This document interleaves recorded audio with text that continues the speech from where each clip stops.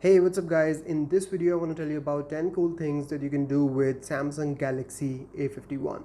So let's get into it straight away, and the first thing that I want to tell you about is something called focus mode. So if we go in settings and go all the way down in digital well-being and parental controls, here you can actually see your entire usage of the device. You can see how many minutes or hours you've been using your device, how many notifications you got, how many times you unlocked your device, and then you can set up your screen time goals, your unlock goals. You can set up app timers. But the thing that I want to discuss here is called focus mode. It is actually used to avoid distractions from your phone and keep your life in focus. So here you can actually set up different profiles, and as we can see that we have two of them already here, work time and me time. So basically what you can do is that if I go in work time, you can set apps here. So these are the apps that for example, if you are working and you want to focus on your work and you don't want any distractions, you can select the apps that you want to use in that time and remove the apps that you don't want or that might be distracting for you. So here you can actually go in edit and select the apps that you want to use during your work time, and then just press done and start. And now we are in work time mode, and then if we go back, you will see that everything has been disabled except for the 5-6 apps that we had there. Now if you want to get out of here, just tap end focus mode and you are out of it. Now you can edit these ones as well. You can rename them, you can edit them. Just go in there and you can change the name. You can delete these modes entirely and set up new modes. So you can do that, and you can go in here and create a brand new mode here. Similarly, we have got wind down mode, and this is basically a routine before bed by changing the screen to grayscale or blocking notifications. So you can set it up as well. You can go in here and you can turn on as scheduled. So you can go in here, turn it on, select the days, set the time, and then you are good to go. Now the next feature that I want to talk about is screen recorder. So finally, with this new update One UI 2.1, which this phone got just few days ago, we now have screen recorder on this phone. It's so easy to use now. So simply go into the notification shortcuts, and here you will find your screen recorder here. Now if you long press on it, it will actually take you to the screen recorder settings. So here you can set up sound. So whether you want to record without any sound, whether you want to record media sounds that are coming from the video itself, or whether you want to record media sounds plus mic. So if you want to record yourself as well, you can do that. And then you can select the video quality, 1080p, 720p, 480p. So once you have figured that out, then you can simply go and start screen recording. And once again it asks you what sound you want to record: no sound, media sound, or media plus mic. So you tap here, it will start recording after this countdown, and then you will get this icon on the top here which shows you that it's recording now, shows you the time. You can stop it from here, or you can tap on this button here, and then you can change the color, and then you can draw on the screen. So all of this will be recorded with your screen recorder, whatever you do. So you can mark up things, you can draw and do stuff. Now the next feature that I want to talk about has to do with multitasking and multi-window. And for that we actually have to use edge screen. And if you have ever used Samsung phones before, you would be aware of what edge screen is and how to use it. So now in here you can actually create app pairs, the one that you can already see here, but you can create more like this one here. So simply tap on an empty icon here, tap on create app pair, and then here you can select any two apps. So you can select Play Store, for example, and settings, and then you can switch them obviously, and then press done, and then you will have this app pair here. And then if you want to use these two apps side by side, you simply tap on it and your phone will open these two apps side by side for you.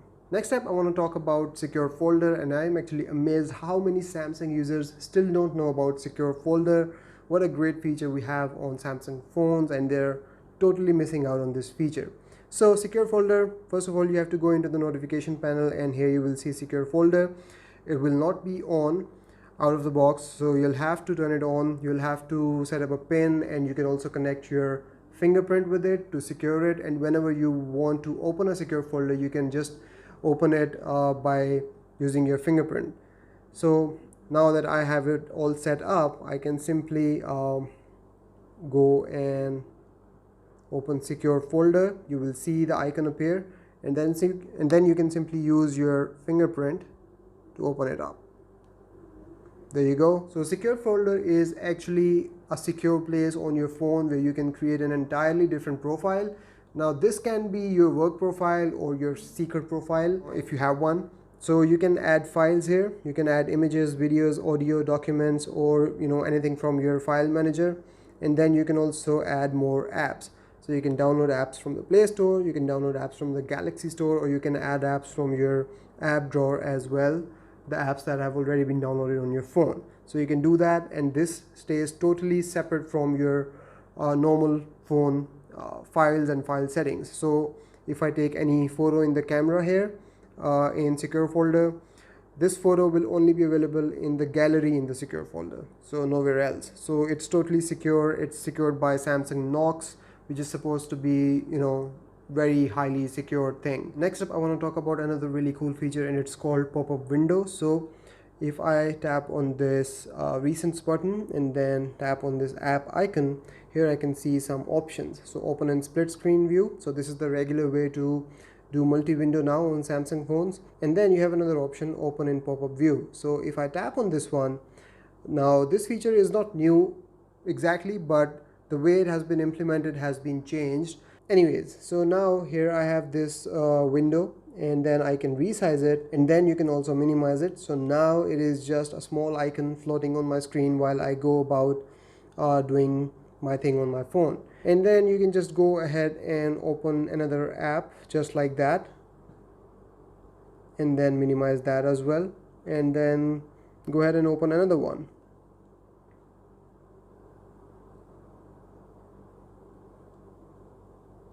If you want to remove them, simply tap on it and remove all of them at the same time. Moving on to the next feature, you can also change these navigation buttons. So for that, we need to go in settings and then in display, and then look for navigation bar. And here you can select navigation buttons. You can change the order.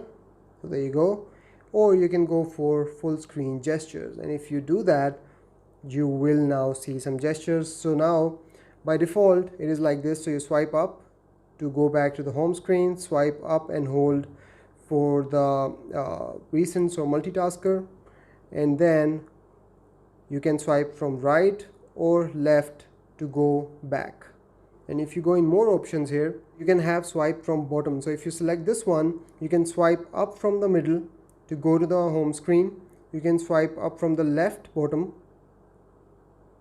and hold to go to the recents, and then you can swipe from the right bottom to go one step back. So you can either choose swipe from the bottom or swipe from the sides. It depends on you, whichever suits you better. And if you decide to go for swipe from the sides and bottom, you can then have gesture sensitivity. So in case you have a case on and you have to swipe from right and left, the case will hinder that movement. So you can increase the sensitivity to not have any problems while the case is on and you're swiping from the sides or from the bottom. Moving on to the next feature, I want to talk about game launcher. So for that, we need to go in settings and then go in advanced features, and here go and look for game launcher, and you'll have to turn this on. Once you have done that, you can then see game launcher folder on your home screen. So if you go in here, all your games will be in here after that, and if you launch any of these games, you will then be able to do some stuff while playing the game. So you can go in here. In here you can see monitoring temperature, monitoring memory. You can see the battery life and how long you can keep on playing this game. And then you can select block during games. So during games you can block notifications, you can block auto brightness, Bixby, edge panel, so they will not be activated. Then you can take a screenshot. You can turn on screen touch lock. You can turn on navigation button lock. So if you don't want your navigation buttons messing with your gameplay, you can lock them up as well. And then you can go in settings here, and in the settings you can actually change few things. So you can change auto screen lock. So there you go. After whatever duration you set, the screen will be locked. And then we have power saving while locked. We have full screen apps, so you can change the aspect ratio of the apps as well. And then we have pop-up panel, and in pop-up panel you can select the apps that you want to set, so you can quickly launch these apps while playing the game. You can set up shortcuts, screenshot, navigation lock, screen touch lock, pop-up panel, so you can do that. And then floating shortcut, so if I select pop-up panel, I'll just show you these things in a minute now. And then you can also change the screenshot resolution. So now if we go back, you can then see a few things here. So if we do that, you can see this button here that takes a screenshot, and then you can see this floating button that opens the pop-up apps. So from here you can actually launch any app that you want. So there you go, it opens up in pop-up view, so you can do that. Next up, I want to talk about dual messenger. So this is the feature that I use on my Samsung Galaxy S10 Plus a lot, and it is available here as well. And again, we have to go into settings, go in advanced features, and here you will see dual messenger. So basically this allows you to use two copies of one app. So if I turn on Facebook here, it will install another copy of Facebook on my phone. And then you can also use separate contact lists for this, or you can simply not. So there you go. And similarly, if you have other apps installed in your phone that support dual messenger, you can use those apps. So for example, you can use two copies of WhatsApp and use two WhatsApp accounts with different numbers. You can use different Vibers, and similarly other apps, if they support dual messenger, they will appear here. Now the next feature that I want to mention here is called one-handed mode, and again we go back into the advanced features, and here you will see this one-handed mode. So one-handed mode basically reduces the screen size, because the screen here it's 6.5-inch screen, it's tall, so you cannot always use this with one hand. It is not comfortable to do that, so you can use the one-handed mode. So how can you activate it? You can activate it with a gesture or with a button. So I have it set it on gesture. So if I swipe down on the home button here, the screen size reduces, and then I can change the screen size to my comfort, and then I can use it with one hand, and then I can tap this arrow to move it to left or right. And if I tap anywhere out of the screen, it goes back to the full screen. Now you can go for button as well, and if you go for button, you double tap on the home button and the screen reduces in size as well.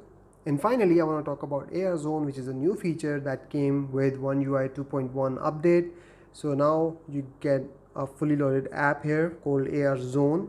So in here you can actually do few things here. You can do AR emoji camera, you can do AR doodle, AR emoji stickers, AR emoji studio, deco pick, and picture link. So AR studio emoji, basically you can create your own emoji depending on your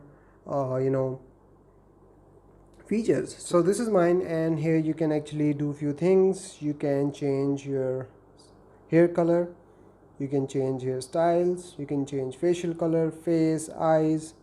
So you can do all these different things here. So you can truly and fully customize this stuff. And then we've got AR emoji camera, which allows you to put these emojis on your face and copy your expressions with this. So we've got different options here as well, so you can do that. Then we have AR emoji stickers here. So if we go in here, you can see the emojis that you create of yourself. You can see and use those stickers. And then we've got AR doodle here, which first allows you to pan the camera around before doodling, and then it actually allows you to draw stuff on the camera. So you can do that, change the color, change the thickness, and then you can just start drawing,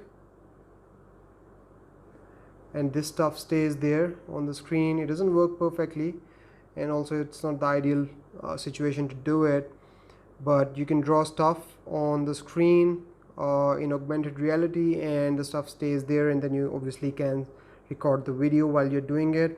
And then you've got different options here, different color styles and designs, so you can do all this fun stuff with AR doodles. And then we have got deco pick here as well. So deco pick is something that allows you to put these stickers on your face. You can create gifs, masks, frames, stamps, so you can put these different things on your photos. So that's about it from this video, guys. I hope you've enjoyed this video, and if you have, give it a thumbs up. And if you have any specific favorite features, let me know in the comments below, and I will see you in the next one. Till then, take care. Bye bye.